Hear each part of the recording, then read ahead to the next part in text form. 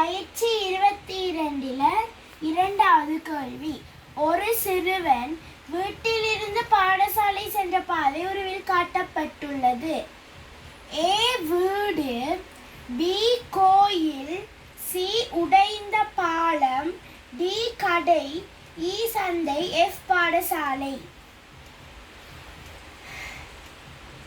அவன் உடைந்த பாலத்தை பயன்படுத்தவில்லை. இதற்கேற்ப சரியான கூற்றை தெரிவு செய்கிறதான் நீங்க கேட்டிருக்கு.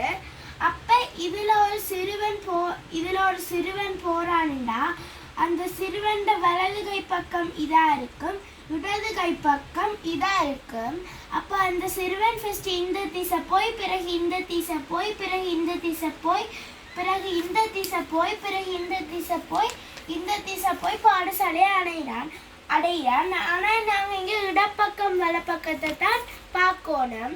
அப்ப இந்த சிறுவன் இங்க போனா வலப்பக்கத்துல கோயிலை காண்பான். இப்படி போய் அவன் இடக்கை பக்கத்துல கடையை காண்பான். பிறகு இப்படி வந்து இடக்கை பக்கத்துல திருப்ப சந்தையை காண்பான். பிறகு சந்தையில இருந்து இங்க போய் வலப்பக்கத்துல பாடசாலையை காண்பான். இங்க மிகச்சரியான கூற்றை தெரிவு செய்கன்னு கேட்டுக்கு. இடப்பக்கம் கோயிலும் வலப்பக்கம் கடையுமாம். ஆனா இங்க எங்களுக்கு வலப்பக்கம் தான் கோயில். அப்ப இந்த கூற்று பிழையானது. வலப்பக்கம் கோயிலும் இடப்பக்கம் சந்தையும்னா வலப்பக்கம் கோயில் சரி, இடப்பக்கம் சந்தை சரி.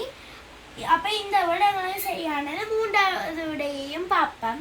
வலப்பக்கத்தில் கடையுண்டல் பிழை. ஏன்னா இங்க இடப்பக்கத்துல தான் கடை, சந்தேகம்னா அதுவும் இடப்பக்கம், அப்ப அது பிழை.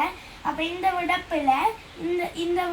ஆகவே எங்களுக்கு சரியான விடை இரண்டாவது விடை. Thank you viewers.